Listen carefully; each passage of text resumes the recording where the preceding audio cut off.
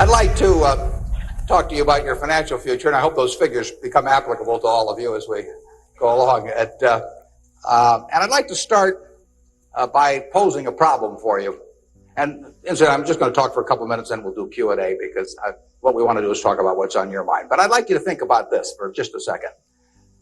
If, as we walked out of here today, I said I would like to buy 10% of your financial future, I was going to write you a check today, and from this day forth, you were going to give me 10% of everything you earned. How much would you want to charge me for that? I'm going to buy 1/10 of you. And I may take the low bid, incidentally, so be careful what you write down. Well, I think if you thought about that a little while, you can contemplate that for a few minutes. You know, you're going to get a check from me today, and you can do anything you want with the money, but from this day forth, you have to give me 10% of what you earn.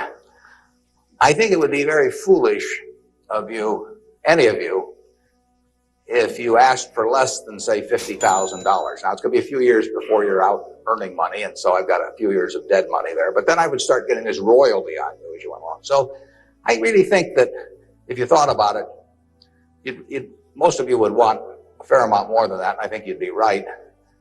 Fortunately, I didn't make this deal with anybody when I started out, so nobody's got a 10% royalty on me. But I think that 50,000 would sort of be the absolute minimum.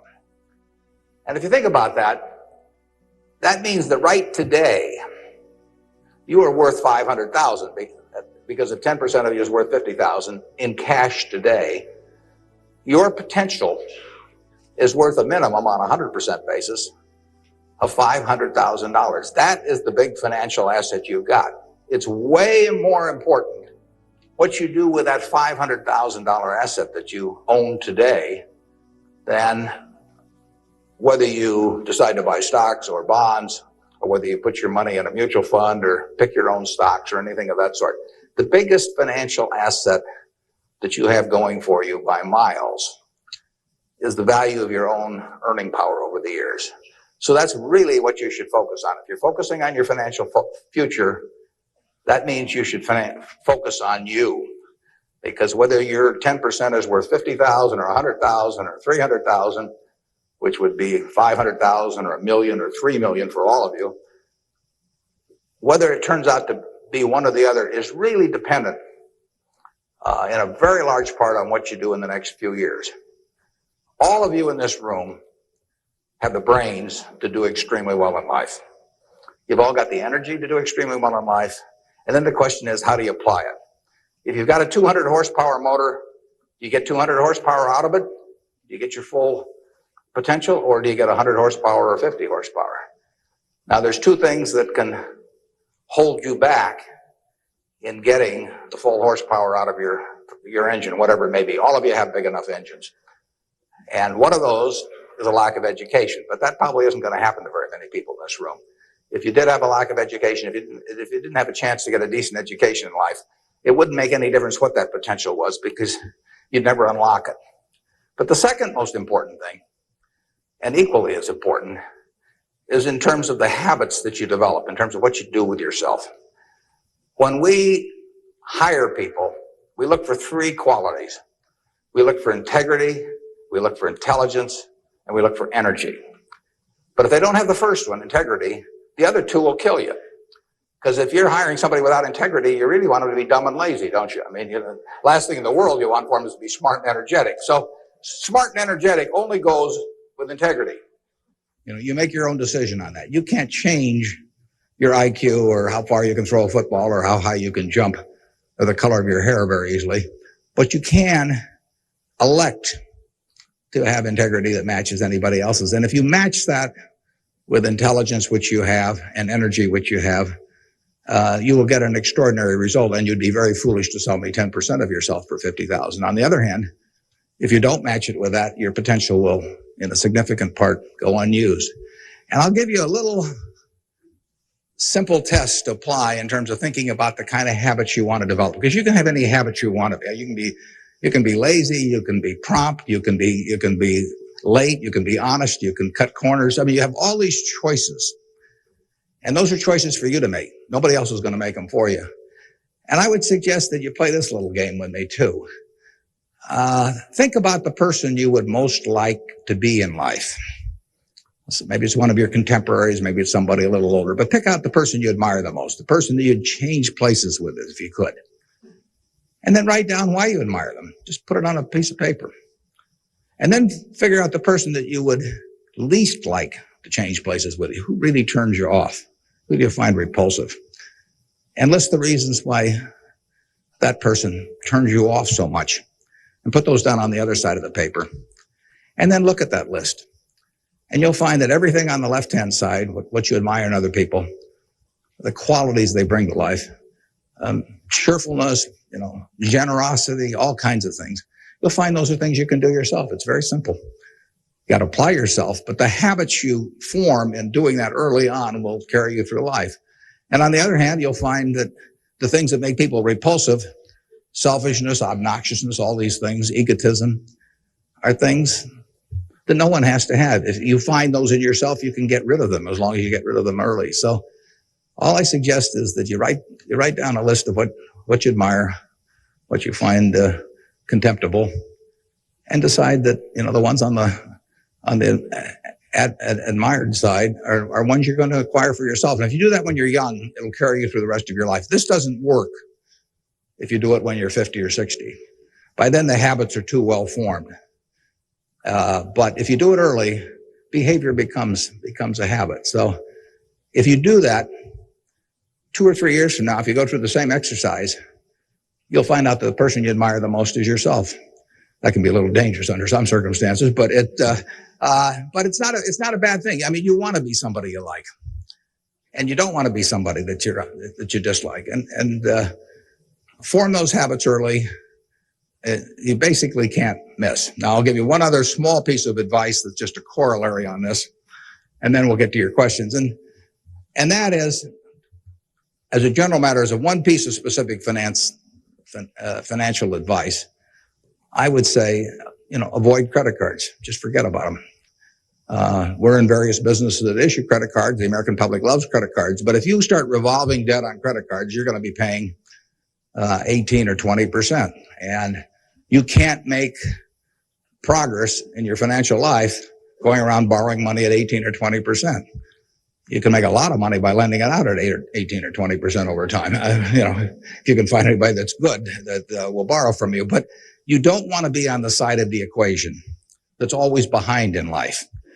I was lucky. I'd saved about $10,000 by the time I got out of school. That $10,000 was really worth millions I might have earned later on, because after you get a family and everything, the expenses roll in. But those were my tools to work with, but it was only because I was ahead of the game. If you're behind the game by $10,000 at some point and paying 18 or 20% interest on it, you will never, you'll never get out of it. So the trick, I've got a partner that says, all I want to know is where I'm going to die, so I'll never go there, and that's true in financial matters as well. You want to figure out where you don't want to be ahead of time and avoid that. And I get about a dozen letters a day from people who are having terrible problems. And there are two reasons why they have terrible problems. One is a number of them have had health problems of some sort. I mean, they have really been hit by or somebody in their family has been hit by some kind of catastrophic illness. And that is it's a terrible thing to happen to any family. And they run up bills they can't pay. And really only society can solve that one, in terms of protecting people against that. That's just plain bad luck.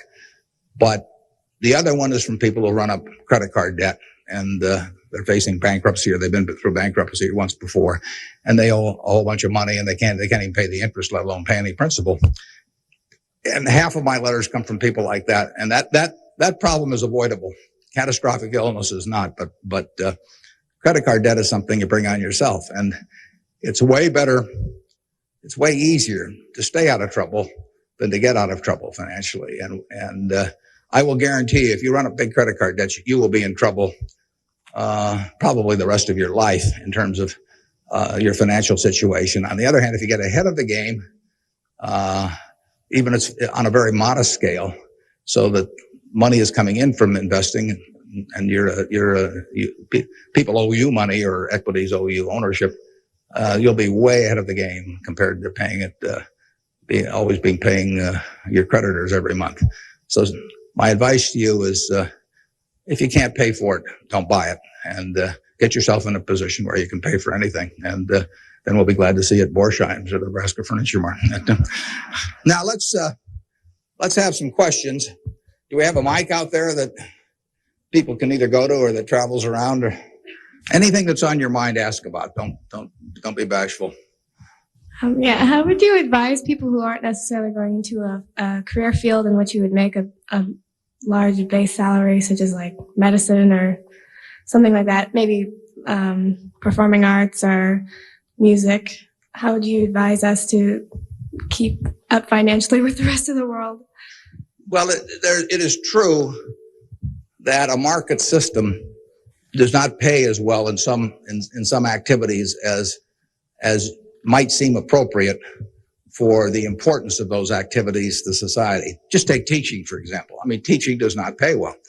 And what could be more important? I mean, you've got to be as interested in who the teachers of your children are as who your accountant is, or, whatever, or who's winning the heavyweight title of the world, or that sort of thing. But it doesn't pay well. And it's a fundamental choice, whether you're going to go into something. For many people, it'd be a fundamental choice whether you're going to go into something you love or something to try and make a lot of money. I think that generally it pays to go with what you love. I think that it's very hard to find people when they get to be my age who say that they've loved what they've done all their life and feel it was very worthwhile, but they're terribly sad they made that choice because they didn't make a lot of money. I don't think anybody's ever said that to me, that they wish they'd gone into something else where they were uncomfortable doing it or didn't enjoy it, didn't feel very productive, but made a lot of money. So I don't think you'll find that. So I would go to work in whatever turns you on. It may turn out that it'll be more profitable than you can think, but almost everybody here will make enough money, unless they get some terrible habits along the way, to do reasonably well. And doing reasonably well in this country really is pretty darn good. I mean, it's not necessary to have huge amounts of money in order to enjoy yourself. I enjoyed myself when I had my $10,000, and I live in the same house that I lived in when I had about that. I bought it 41 years ago. I liked the house then. I like the house now. I mean, if you think about it, if you have a reasonable job, you'll be eating at McDonald's and I'll be eating at McDonald's. So we're to push on food. I mean, in fact, I hope it's Dairy Queen actually. And and if you come to Dairy Queen, you'll see me, and you can order anything on the menu I can order, and we both can afford it. You'll wear the same clothes I wear. I'll pay more for my suits, but as soon as I put them on, they look cheap on me. So we'll look about the same. And, we'll both live in the same kind of houses. I live in that house from 41 years ago, and it's warm in winter and it's cool in summer and it's comfortable. And you'll live in a house that's similar. And what difference does it make if you have 50 more rooms or, guest houses or all that? It'll probably just bring you problems. I mean, you have to worry about the greenskeeper or something when you get through. So I have been in the houses of people, where the houses are worth,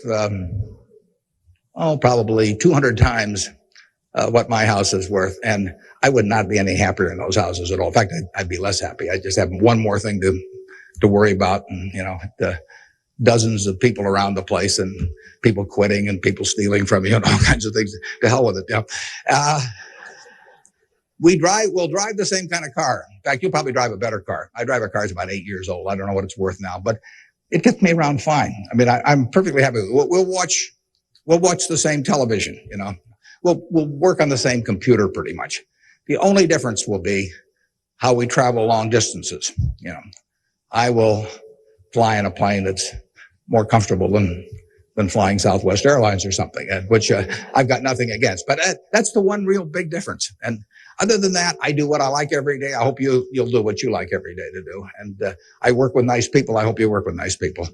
And there's 24 hours in the day, and those are where the hours go. So great wealth is the tiniest bit different in a real sense than having just a decent a decent income. And to trade a decent income and something you love doing and something where you feel worthwhile doing it for huge wealth where you trade off a lot of your principles would be a terrible mistake. Would you now acknowledge your success more on yourself or from the help and teachings of others? Well, I was very lucky in life. If you tell me who your heroes are, I will make a pretty good prediction about what you're going to do. And I had the right heroes. I was very lucky in life, and my heroes never let me down. And started with my dad, and then I had others in business, and so I have had great teachers. Some formal teachers, some that were just informal teachers by instinct or example.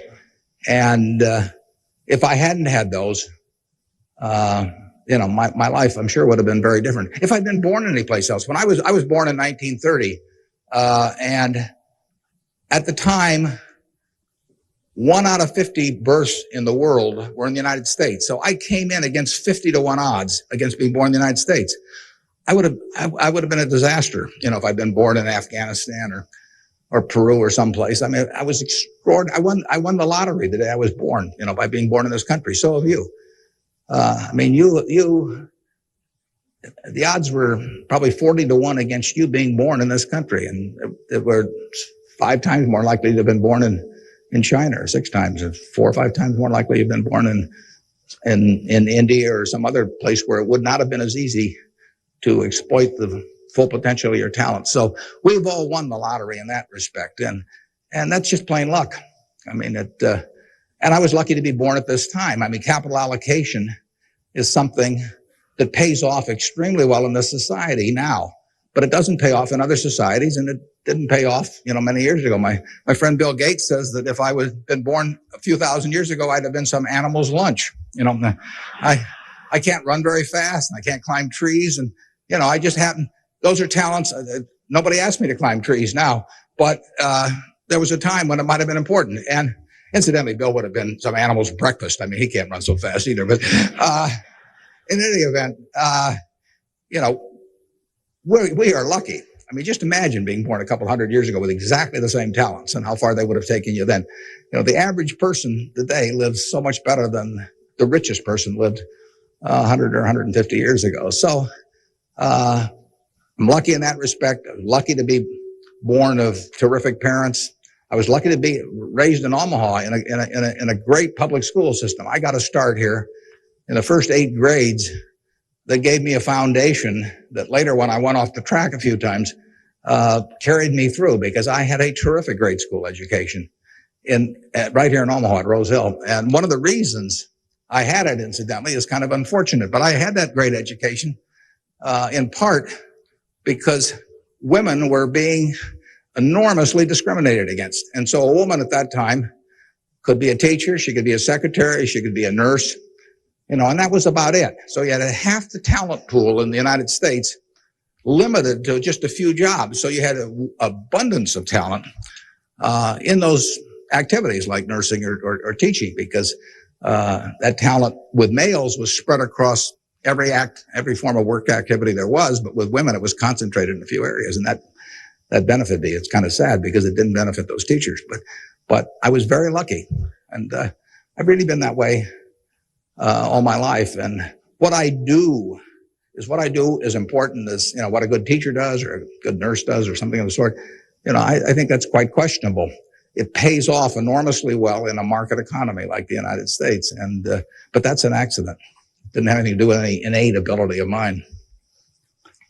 Mr. Buffett, technology has been a great factor in stimulating the world economy. What are your predictions for the future of the technology industry, and what is its future role in world economy and the United States economy? Yeah, well, there's no question it's turning the world upside down. It's done it somewhat already, but it will, it's just beginning, but it's moving very fast.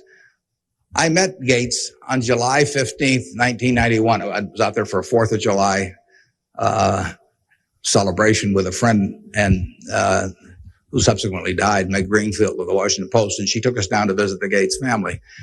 And he tried to educate me about high tech, and he'd had better luck with chimpanzees. I mean, I was really a disaster, but he's a good teacher. But one thing he told me was that at the time, he said, you know, you've got this model in your head of the world, and your model has time and distance as very limiting factors. And he said, they aren't limiting factors anymore. He said, you know, the cost of talking to somebody around the world or getting your message in front of somebody or publishing, he said, it's going to be zero, or so close to zero it doesn't make any difference. And, you know, that was revolutionary. But it's happening already in a very, very big way. And it's just, 8 years later, and it's exploding. So high tech, information technology, whatever you want to call it, is changing the world, and it's going to change it in a very, very big way. And it'll change. I mean, that's one of the things I think about in businesses we buy. We announced the purchase yesterday of a furniture retailer in Boston, in the Boston area. And, you know, I think to myself, what effect does this new world have in terms of the internet on furniture retailing? I mean, you have to think about questions like that. The changes will be huge. I played bridge yesterday with people all over the country, but I played it with people all over the world. I just sit down on my computer and I've got some popcorn there and I'm in khakis and a sweater, and I can have a bridge game in 30 seconds with people all over the world, and no cost to it, basically. You know, that's a lot different than trying to arrange a game with 4 people in Omaha, you know, on a day when one guy wants to play golf and another wants to watch baseball. And I mean, it changes things in a huge way. We are very fortunate. I mean, it's in the degree to which the United States leads the world in this area. I mean, we have a lead. It's hard to think of who's in second place. And 15 or so years ago, this country had an inferiority complex. It'd be hard for you to remember because you weren't old enough to be around then. But in the early 80s, we were wondering whether the Germans and the Japanese were going to own everything, and that they were going to make all the steel and they were going to make all the cars and everything else, and the television sets, and we were going to flip hamburgers. That was the standard line. And just imagine in a short period like 15 years how that's changed around.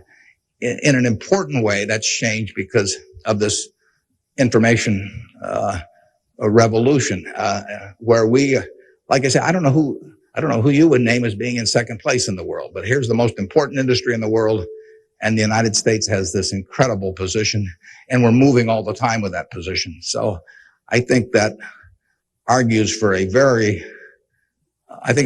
terrific future for the world over time, and I think it argues even more for a terrific future for this country. What are the best ways for youth to get started now in securing their financial future? For what to secure their financial future? For youth. Youth? Oh, well, it's not very complicated.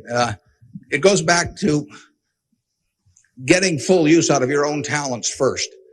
I mean, the difference between whether you're going to be earning X or 2X or 3X a year 20 years from now is going to be a function of how well, not how much talent you have, but how well you use the talent you already have. And so that is your best financial future is your own ability and your a capacity to use those abilities to their potential. And that can't be taken away from you. They can't even tax it. I mean, most things, if you own a piece of real estate, if they double the taxes, they double the taxes, and that changes your ownership in the property, because now, in effect, the taxing authorities own more of it because they've got a greater command on the revenue stream. The same thing about almost any asset you have, but they don't tax what's in your head, and they don't tax your ability to start performing when you get to work in the morning and finish in the evening to your potential. One of the things that amazes me is how people who really do perform well just sort of jump out at you once you're running a business. When I got out of school, I thought, everybody would behave that way, but they don't. Most people sort of go through life in a sleepwalk, and if you don't, you will stand out. So the biggest thing for your financial future is yourself. Now, beyond that, it is always being ahead of the game rather than getting behind the game. It's saving a little, no matter how you do it. I mean, I delivered papers, I worked at Penny's, I sold golf balls, I had a pinball machine around. I did a lot of things that enabled me to accumulate about $10,000 by the time I got out of school. 10,000 doesn't go as far now as it did then, but having anything so that you're ahead of the game and not getting behind the game is enormously important. I mean, just, if you're going to run a 100-yard dash against a bunch of people in life, if you can figure it out so that when the gun goes off, you're 10 or 15 yards ahead instead of 10 or 15 yards behind, it's going to make an enormous difference in how that race comes out. So, having some net resources doesn't make much difference whether they're in stocks or bonds, in my view, but, and not having debt when that gun goes off when you get out of school, is a huge plus over being behind the game. And, it may come from delivering a paper out in the morning. It may come from part-time work someplace, but put aside a few dollars for yourself, so that when the time comes and you enter the workforce, you're ahead of the game and not behind. And then once you get there, don't get behind by buying a whole lot of things that you figure you're going to pay for someday while you're paying 20% interest in between. I was wondering, with the increasing costs of education today, what can students do to deal with their debts once they're out of college? Well, that's a tough one. I mean, I guess I'd pay it off as fast as I could, and I would incur as little debt as possible before that time came. And I would say this, in my experience in business, there is very little difference, if any, between a very high-priced business education and what's available for a lot less money. So I went to the University of Nebraska at Lincoln my last year in college. I went to Wharton for a couple of years before that. I learned just as much at the University of Nebraska as I did at Wharton. And there's nothing against Wharton. I mean, it's just we had a very good school here. I had some terrific professors at Lincoln.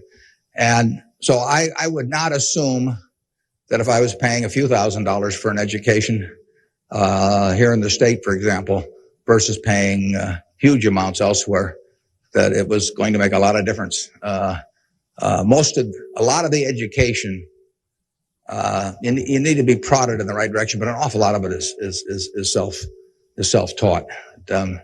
I mean, Andrew Carnegie did a wonderful thing in this country in terms of libraries, and I used to spend a lot of time at libraries. I even got locked in at the University of Omaha, what was then the University of Omaha, and I couldn't get out for hours. And one night I got so entranced with what I was reading, but there's all kinds of information available now with the internet. It's so much easier than it was then. So it's out there to be taken, and it isn't necessary to pay $30,000 or $35,000 a year to go to some big name school to get the education at all. I mean, if you're going to learn accounting, which is probably the most important course you'd take in business, if you're going to learn accounting, you can learn accounting absolutely as well, in my view, going to UNO as going to Harvard. I mean, I see, I'd bet on that. And I wouldn't run up huge bills in terms of getting a business education. Now, if you're going to get a medical education, I mean, there's certain professions where there may not be any way around spending a fair amount of money and getting in debt to some degree. You've got to make that decision yourself, but I'd certainly try to minimize it.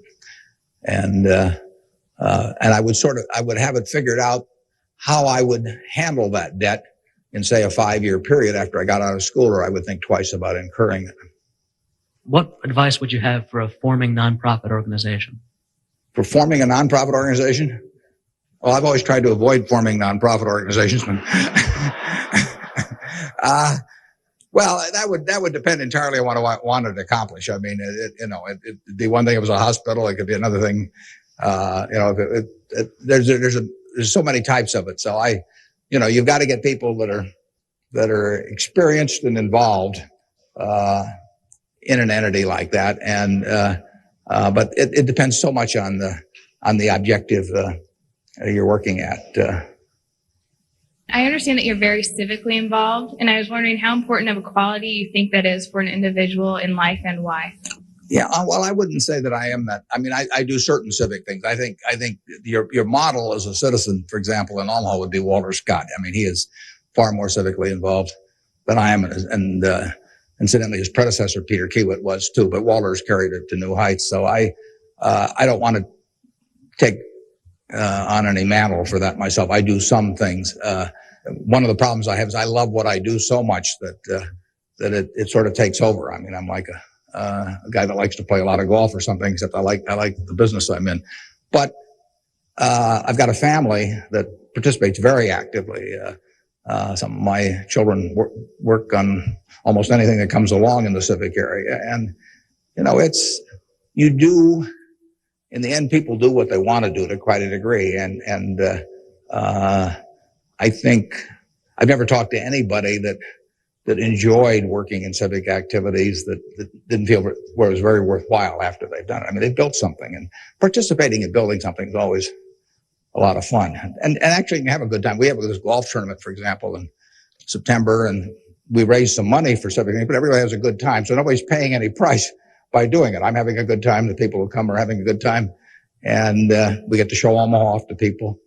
But you should be enjoying things you go along. And you will if you work in civic activities that interest you. And you can do the same thing in politics. I mean, if you find political ideas or politicians who particularly you identify with, you can get a lot of self-satisfaction out of working, and you're doing something worthwhile. So I just follow your instincts on that. That'd be my recommendation. I have a question. What do you see as the biggest economic problem facing the youth of today going into the future? Yeah, I don't think that you're going to have enormous economic problems. I think you will live in a society where the average person lives better by a significant margin than the average one of a generation earlier or two generations earlier. That's been the history of this country. It's a marvelous country that way. I mean, when you think of it, we have 4.5% of the world's population, and what's been accomplished here is incredible. 53% of the value of corporations that are publicly traded in the world exists in the United States with 4.5% of the population. This country always has done well. They say in stocks that you should buy stock in a business that's so good that even an idiot can run it, because sooner or later one will. And that's not terrible advice. Well, that seems to have been sort of the history of this country from time to time. I mean, we've had all these problems that have come along. If you look back on the last 100 years and list all the problems this country's run into, you can make a very long list. And a lot of people who focused on those problems at the time have missed the bigger picture. And the bigger picture is that every generation lives better than the one before it. And that's because of savings, because savings enable people to create new tools to do better things as they go along. And it's also due to an environment that lets people realize their potential to a greater degree than most other environments in the world. It's far from perfect. I mean, it's sad how far it is from perfect, but it is better than anything else around. I mean, in this country, you don't have some commissar or something running a big business in this country. You've got a guy like Jack Welch, and a fellow like Jack Welch makes a difference of night and day in terms of the productivity of that business over a period of decades. And productivity is what causes the standard of living to rise. So a system that throws up the Jack Welches of the world to run businesses is going to have an enormous advantage over a society that does it by heredity or that does it by government edict. And we're closer to that society that I've described than any other country. And it's led to great things, and it will continue to lead to great things. So I think you've got the best future. You don't face a war, and you've got a better future in terms of achieving material rewards than any generation in history. So I wish I could trade you places. I was wondering if you could speak for Mr. Gates, were afraid of the impact on Y2K on the economy, or specifically the stock market. Yeah, well, I'm glad you gave me a chance to bring in other people, because I'm the last guy in the world understanding about Y2K. I don't know why this microphone's working. I don't know, why lights go on. Or I flip on the switch of my television set and pray. I mean, it's all beyond me. But I would say this: the smartest people I know in that area in large part, think it's going to be a non-event in this country. I can't speak for the rest of the world, but so I think you'll wake up on January 1st and find the world hasn't changed from December 31st. Now, I would say this: you might get a whole bunch of friends to write you checks for $1 billion on December 31st and then deposit them, and who knows what'll happen? You can't lose anything. I mean, all they do is bounce, and if the system gets fouled up, you might find a lot of money in your account. But I wouldn't count on it. We own a company called Executive Jet.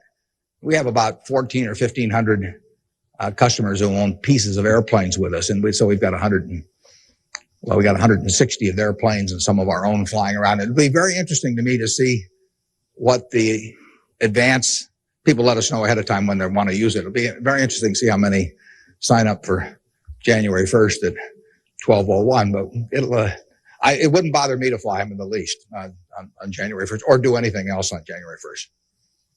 Ideally, I hope they're getting prepared to watch the Huskers play in the big game. And I was wondering, how do you decide what you invest your time and money in? Yeah, well, I like to find businesses that have good economics. Now, what are good economics? Well, good economics are a business that has some kind of a moat around it that makes its product or its service or its location or something a little more desirable to the customer than any other sort of comparable product. The number one candy bar in the last 30 or 40 years has been Snickers. People don't fool around with different candy bars. They fool around with different length dresses. They fool around, with all kinds of things, but they don't fool around with candy bars because they figure, they're going to go in and lay out 50 cents or whatever it is and put it in their mouth. And they're not going to, for 50 cents and putting it in your mouth, I mean, you're not going to say, I'll lay out 45 cents and put something else in my mouth. So you find that very stable. And we like businesses that we think we can figure out where they're going to be in 10 or 15 years. I don't know where the information technology businesses are going to be in 10 or 15 years. I know where Snickers bars are going to be in 10 or 15 years. They're going to be selling just about the way they do now. I know where Wrigley's gum is going to be in 10 or 15 years. There's not going to be a lot of innovation in chewing gum. And the internet's not going to cause people to quit chewing gum either. Gates may think so, but I don't think so. But it's predictability regarding the sustainability of a competitive advantage, something special about a product. So we look for those kind of products, and then we look for people that are running the business that are honest and able. It's easier to find people that are honest and able than it is to find businesses that are going to stay wonderful for a long period of time. There are a lot of businesses that looked like they were going to stay wonderful that really evaporated over time. But that's what we're looking for. And the nice thing about it is we don't have to find very many. If we find one a year, that's terrific, because you don't need 100 or 1,000 great investment ideas to do well. You need a couple. And the discipline is the most important thing. We don't need brain power. We need discipline. You don't need 150 IQ to do what I do. Thank God. You don't need 140. You don't need 135. You may need 115 or something like that. But you do need discipline. You have to wait until you see the fat pitch to swing at, because investing is a no called strike game. If I were a baseball player and I only like pitches 2 inches above my navel, some guy could learn that and he could pitch me, 3 or 4 inches below that, and I get called out on strikes because I never find a pitch I like. You can get called out on strikes in baseball. You have to swing at pitches that you don't even necessarily like, particularly after the count gets to 2 strikes. In business, you don't have to swing at anything. You can sit there and the paper says General Motors at 68, or it says General Electric at 115, or it says General Dynamics at 63. And if you don't like those prices, you don't have to swing. You can wait there day after day after day after day, and there are no called strikes. Now, when you swing, when you decide to buy something, then, if you swing and miss, it's a strike. But it's a marvelous game to be in because there are no called strikes, and you can simply wait for that one time in a month or 6 months or a year or 2 or 3 years when you really know what you're doing, where you like the price, where you like the people running the business, and then you swing, and you only need a few swings in your lifetime. So that's the way we try to pick businesses. We try to stay with things we understand.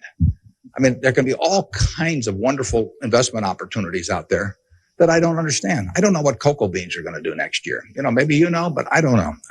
I don't know what crude oil is going to sell for. But I don't have to know. I just have to know the things. I have to know what I know. I have to know where the limits of my understanding are, what I call what my circle of competence is. And if I'm only able to evaluate 5% of the businesses in the world, no problem. I just stay within that 5% and try and find something. And most people get in trouble in investments because they get itchy. They can't discipline themselves, and they hear about other people making money. Nothing upsets people so much as to hear about their friends making money. I mean, that's very destructive to discipline, because they think, I'm smarter than that guy next door, and he just bought that new car with the money made trading stocks on the internet, so why can't I? Well, the answer is you can't over time. You will lose money if you trade stocks actively. And it's hard to exercise the discipline. But anytime you buy something, you should be able to take out a one-page sheet of paper and say, I'm buying General Motors at 65. I'm buying General Electric at 150 because. And you should write down the reasons. If you can't fill out the sheet, if it's because somebody told me about it at a cocktail party last night, that's not good enough. If it's because my broker told me about it, that's not good enough. You've got to have a reason for thinking that it makes an intelligent investment. You do the same thing if you're buying a farm or an apartment house. If you're buying a farm, you'd say, I'm buying this farm at $1,000 an acre because I think I can earn $60 an acre on it. If corn sells at such and such, and soybean sells at such and such, and yield is such and such. And you'd figure it out. That's the same reason you buy businesses. And when you buy stocks, you're buying a little piece of a business. And that's probably the most important thing to remember in investing, is that when you are buying a stock, you're buying a little piece of the business. And if you are buying it at an attractive price for the business, for the whole business, you're going to make money. And if you aren't, over time, you won't make money. Reverend Jesse Jackson talked to us earlier. He seemed to believe that the moral standards of today's society will eventually affect us in business. How do you feel this will affect us as youth growing up in the United States? Well, I think very difficult to quantify moral standards over time. I mean, you can pick out huge weaknesses at any given time in terms of how people or the country is behaving, and huge strengths. So I think it's enormously difficult to quantify. I think by and large we have made progress in what I would call institutionalized moral standards in this country. I mean, in terms of slavery, in terms of the women couldn't vote, a century ago. Half the country were second-class citizens in that respect, and they had much lesser rights in terms of inheritance and all kinds of things. The income tax didn't exist 100 years ago. So the idea of taxing people according to how much that they benefited from society and their income didn't exist. So I think in terms of institutionalized moral standards, the country has made really quite significant progress in the last 100 years. I think, there's an enormous distance to go. I think we're going in the right direction, maybe by fits and starts, but I think we're going in the right direction, and I think that it will be a significant plus to everybody in this room if they live in a more moral society 40 years from now than a less moral. But I think the odds are that they will. I think the country moves in that direction. It's very difficult to do it, all kinds of interests that work against it. But in the end, I think the American people want it. And you saw it in civil rights. I mean, it took television to dramatize what was going on, and people that weren't near it preferred not to think about it. But it got through to the conscience of the American people. And a lot of progress has been made there, and there's a lot left to be made, but it's better than it was. And the pace may seem very slow to those people involved, and I can understand that. The pace, for women's suffrage, I mean, that went for decades and decades and decades. Women couldn't be on a jury. I was reading the trial of Clarence Darrow, which took place in California in about 10 or 11. There were no women on the jury. The woman wasn't allowed to be on a jury. They weren't citizens in that sense. So it's the moral behavior of the country has, in my view, improved, but and it'll continue to improve, and I hope you all in this room do your part to help it improve. wondering how, since the stock market's so high right now, if it'd be smart for us to get involved now or to wait till it goes down a little, or what? Yeah, I can't tell you whether or not to buy stocks now generally. I think it's important that you save money, and whether you put it in the stock market or not, I don't think is terribly important. I think if you're interested in stocks, you should buy it, and you've got a little capital, you should buy a few. I mean, I don't think there's any way of learning about them better than experiencing it. Doing it on paper isn't the same. I can guarantee you, if you lose money on paper or lose real money, it's a different experience. And I think you'll learn more about yourself if you do it that way. I bought my first stock when I was 11. I was at Rose Hill at the time, and I bought 3 shares of City Service Preferred at 38, and it went down to 27, which is something I still remember, even though I was 11 at the time. And then it went up to 40, and I sold it. I made $5 on my 3 shares after commissions, and then it went to 200 and something. So, I probably remember that a little better than if I'd been doing it on paper. And I fooled around doing a lot of things between about age 11 and 19 in the stock market. I did charts. I did all kinds of technical analysis. I read every book I could get on the subject. And I didn't do that well. I didn't do terrible, but I was really just floundering around. But that meant by the age of 19, when I read Ben Graham's book, I was at the University of Nebraska in Lincoln, I went and bought this book called The Intelligent Investor, just come out, and it had an enormous impact on me. Now, if I hadn't done, in the previous 8 years, if I hadn't been all over the lot, I'm not so sure that book would have had the same impact on me. I mean, by that time, I was prepared to read Ben Graham's book, which changed my life financially in an incredible way. I mean, I wouldn't be up here today if I had read that book. But yeah, part of life is getting prepared so that when something does happen that's significant, you can grasp the significance of it and know what to do with it. And I would say that first 8 years of fooling around, even though it produced nothing financially to speak of, produced a lot in terms of getting my mind prepared for when I really did read something that made sense. So I was ready to accept it.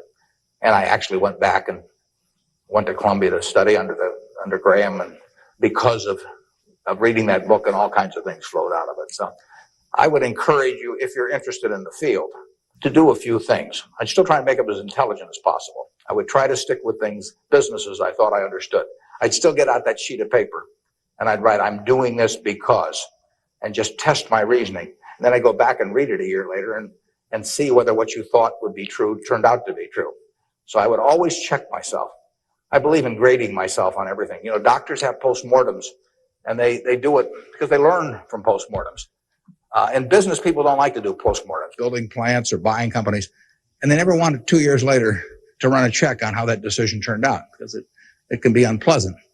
But you learn from postmortems, and you don't want to learn. It's way better to learn from other people's mistakes than your own, but you got to learn from a few of your own too. And the time to do it is when you're young.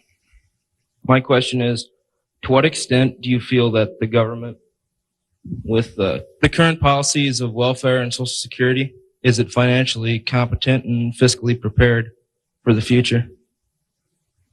Well, I think that the country as a whole is quite well prepared for the future. That doesn't mean I would adopt every policy they have, but I think we have an enormously rich society, and it'll get richer. Everyone isn't going to participate in that. Some won't participate because of physical disabilities, others because of mental disabilities, others because of shortcomings in the education they received when they were growing up, all kinds of reasons. We have a prosperous enough society to be able to take care of those people, and we should take care of them. And how we do it so that they feel most useful in life, and how we do it so that we continue to encourage people to be more productive themselves and all that. I mean, those are not easy questions, but that shouldn't take our eye off the ball of feeling we should do something about it.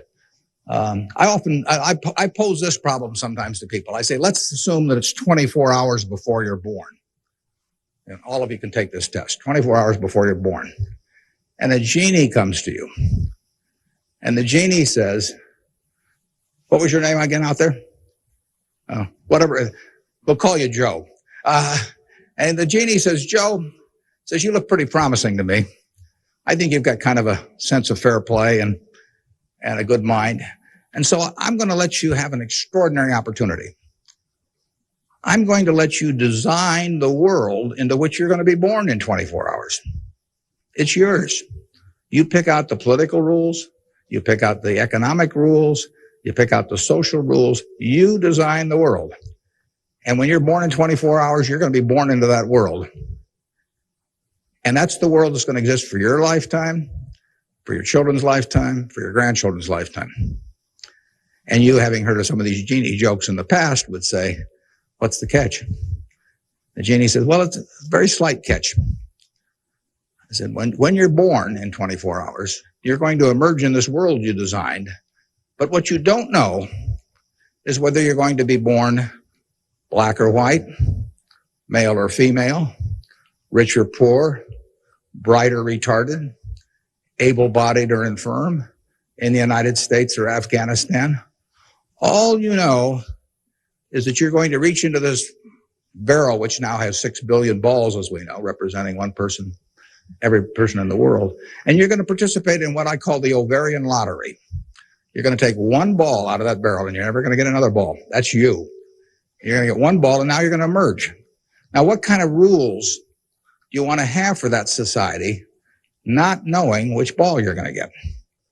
Now, that I put to you is the way I think people should think about social policy. And if you're lucky enough to be born in this country, you've won the lottery already.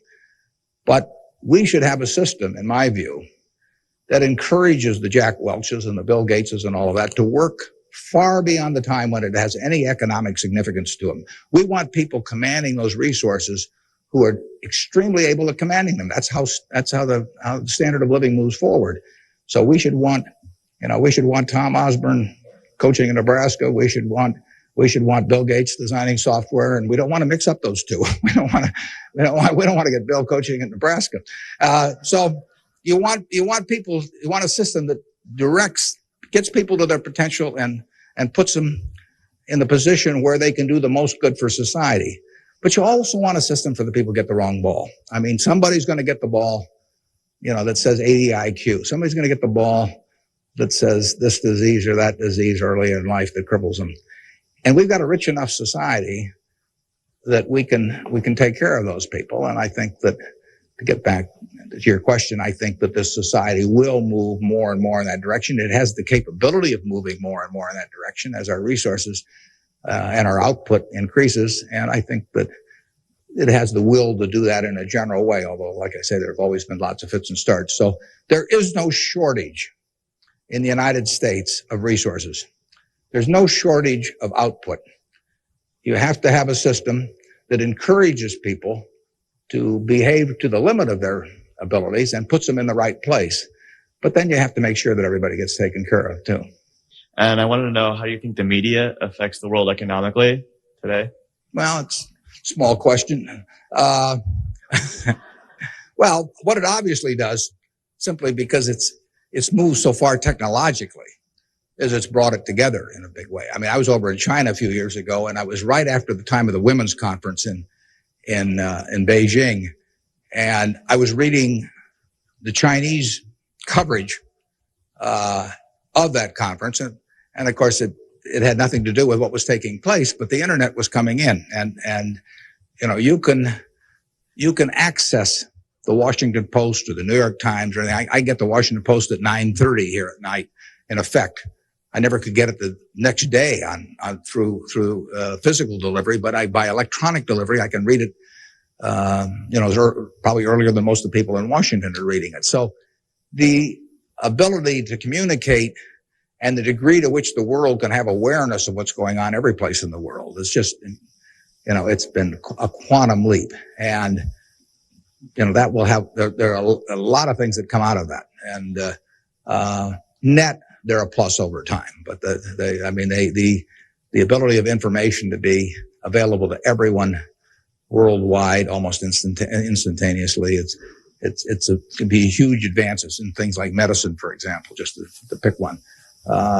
So it's a net plus. It has a big effect, and the definition of media has now been expanded enormously. I mean, there were 3 television networks in in the early 1960s, and that was it. There were 3 highways information traveled electronically. And if the 3 pieces of information were I Love Lucy, and something else, those were the 3 choices of information or entertainment that you had for tens and tens of millions of people sitting there looking at a tube. Now it's unlimited, and that's only, 3 or so decades. So it's just exploded, and it'll continue to explode. And net, I think it's a plus. And I think it's 1:00. I want to thank you all. I wish you well. You're going to do terrific. Thanks.